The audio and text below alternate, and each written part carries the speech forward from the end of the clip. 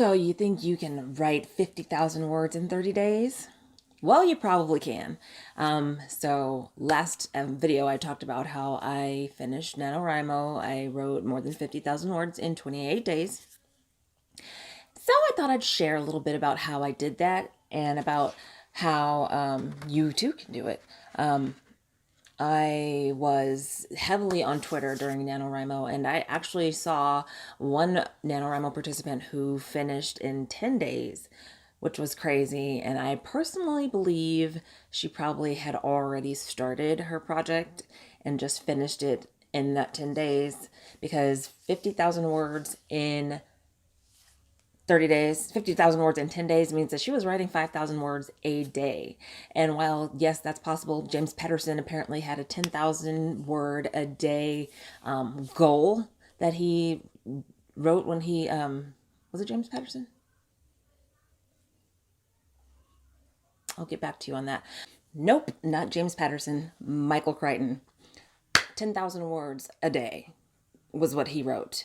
And while that is very doable for some, it's not for me. And I'm not going to say it's not for her, but I will talk about what's doable, what I see as a pace that's easy to maintain, and other things. So one of the things that I definitely credit finishing NaNoWriMo with is word sprints. NaNoWriMo actually does Twitter word sprints. So during the month of November, the municipal leaders and NaNoWriMo employees would put on, or volunteers would actually get on Twitter, and they would throw out a word count, and not a word count, they would throw out a time limit.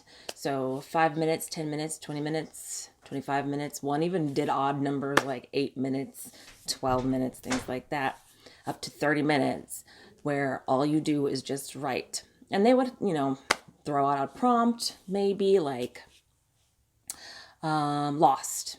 And then you interpret that prompt however you want, and you add it in your story if it fits, and if it doesn't, you're not obligated to use it. There is a year-round word sprint Twitter that I also follow. It's called Kingo Sprints, and that's Kiingo.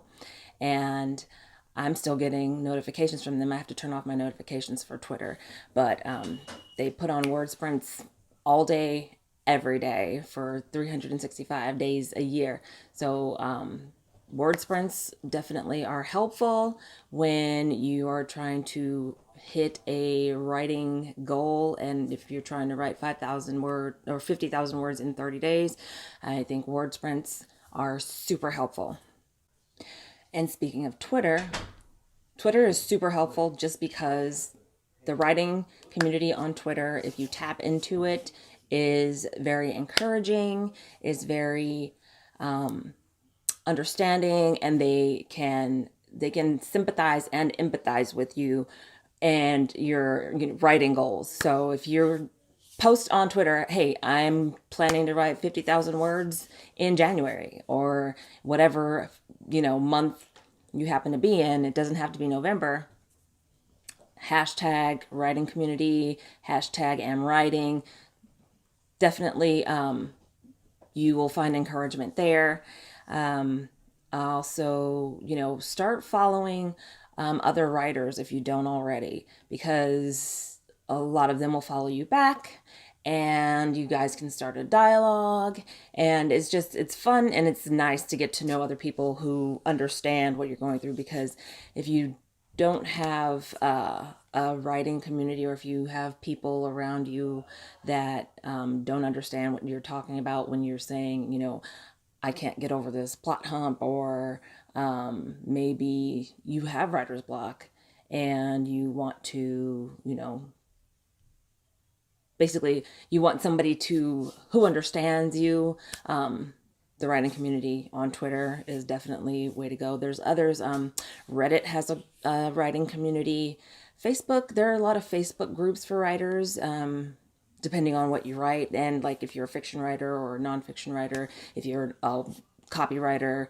There's groups, multiple groups for all of those things. So you can always tap into the groups on Facebook and Quora, things like that. There are spaces online with people who are like-minded. Another thing that I credit for helping me win, or I should say complete NaNoWriMo, was virtual write-ins. Usually, when we're not in a pandemic, there will be write-ins. So your municipal leader in whatever region you're in, if you have one in your area, will set up write-ins. So at a library, maybe a coffee shop, somewhere where you can be in a place where you can write and you gather with your fellow writers and you guys work on your stuff. This year they were virtual write-ins, which was amazingly helpful because you could log on, and a lot of times one of the write-ins that I enjoyed was the Word Nerds virtual write-ins, and their virtual write-ins were on YouTube. They also used writing prompts, which was super helpful.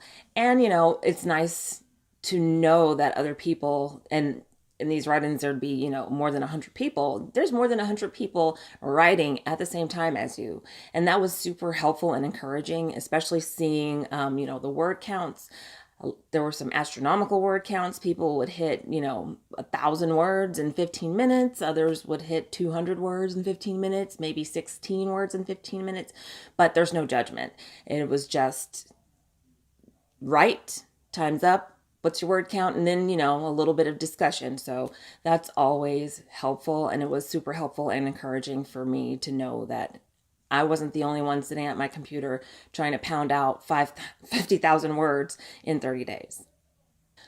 Upon reaching the end of my story, I ran out of ideas. I didn't run out of ideas, but I just felt like I'd hit a wall.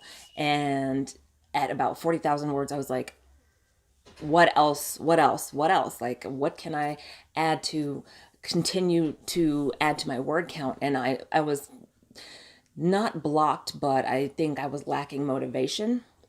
And one of the things that was definitely helpful for that was the website For the Words. So For the Words is a gamification website that actually gamifies your writing. You log in, and they have a 30-day free trial right now. I'm not paid by For the Words. I would love it if they would sponsor this video, but whatever. So I signed up for a free account, and the way it works is that you slay beasts and you go on adventures, and you have to complete challenges within a time frame. So there's a beast that you can slay with 200 words in 15 minutes. So you select the beast and you start writing, and if you hit 15 minutes and write 200 words in that 15 minutes, you're golden, and you get some prizes for your adventures. So I found that to be really helpful, and it actually pushed me to getting past that 50,000 word mark. And it sounds crazy, but it was actually super, super helpful. And it's one thing that I'm definitely going to continue using. Actually, all of these things I'm going to continue using, but it's definitely something that I'm going to continue using during my writing, just because I like games. I like winning things. I don't like losing. And so one way to push out some words is to have a time limit and a prize at the end. Rewards are nice, right? Everybody loves reward. So it's always nice to have something to have in hand, a place to go, something to eat. I mean, sure, finishing is its own reward, but come on, like, we always, we have to have something to look forward to, correct? So I set myself a reward every 10,000 word milestone that I hit. So my first 10,000 word milestone was some noise canceling headphones. I did end up getting headphones, but they weren't noise canceling, but that's okay. They're still over ear headphones and they block out most of the noise. My 20,000 word milestone was, I think, some brush pens. My sister gave me a reward as well. We went and had sushi for my 20,000 word milestone. So thank you for that, Sunny. Also, my 30,000 word milestone was brush pens. I love brush pens. I'm addicted to pens. My 40,000 word milestone was some sunglasses. I still haven't purchased those, but actually I swapped out that reward for my traveler's notebook. So, you know, go figure. And actually, I didn't even get that until after I completed, 50,000 words. So, and then my 50,000 word milestone was going to be a a bed laptop desk for the bed, But I didn't get that because why? I don't remember why, but no matter. I still had them in mind, and it's nice to, be able to have something to look forward to other than just finishing. Because I mean, finishing for bragging rights is nice, but it's nice to have to treat yourself to a little something for accomplishing a big goal. And 50,000 words in 30 days is a really big goal. If you're not a writer and you want to become a writer, just remember every day consistently sitting down to a milestone, to hit a milestone. I mean, gosh, Lord, to hit a goal of 50,000 words is big. So, it's always nice to treat yourself. The final thing that I'll say helped me to finish NaNoWriMo was the software Scrivener, or Scrivener, however you want to pronounce it. I downloaded a free trial of it before NaNoWriMo, and there's a tutorial on how to use it, but basically it's unlike any other word processing software that I've ever used. It's unlike, Google Docs or Microsoft Word, which is what I would have usually used to write my story. But this one, I actually could break up the story into chapters in the same document without having to go and like do all the the headings and you could actually go and type the title of a chapter or a scene or whatever, write it, and then open a new page and have it all separate but still together. I'm probably not even describing it right.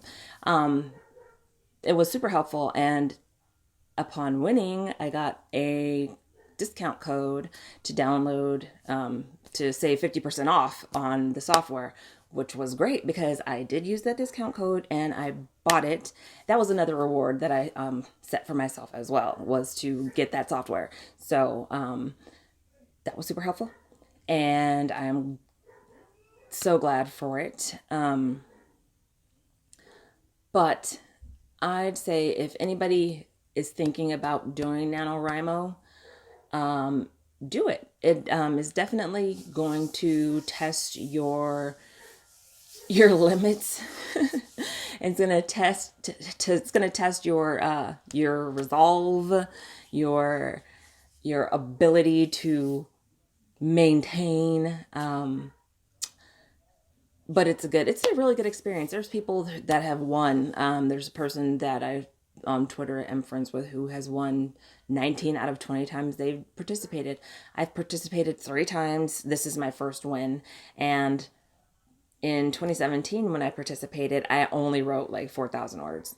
And that sucked. But I just had to keep reminding myself, this is the first draft. And that's what you have to remember. It's just a first draft. When you're doing NaNoWriMo, you're working on your first draft. Normally, there are other people who don't do NaNoWriMo the way that I guess it was intended. They're, what are they called? Nano rebels. And that's fine. You can work on editing. You can work on your second draft, your third draft. But for me, it was my first draft, and I'm super thankful that I did it, because if I hadn't done NaNoWriMo, I honestly probably wouldn't have even started the story. Or actually, that's not true. I would have started the story, and it would have probably taken me 5 years to finish, because that's how long it took me longer to finish my first novel. So NaNoWriMo is super helpful for those of us who have been sitting on a story and want to get it out but need the motivation. And if you're thinking about it, then you should definitely do it. There's also Camp NaNoWriMo, which happens in April and July. So, and you can also, do your own National Novel Writing Month, challenge. You can do one at any time. All you got to do is log on to the nanowrimo.org website and set yourself a goal and get on started with it. So, I think that's about it for now. I started rambling. That's okay. But yeah, I hope this was helpful to someone. And if it is, please just drop me a comment in the bottom of the description, and, or I'm sorry, drop a comment in the comment section. And happy writing.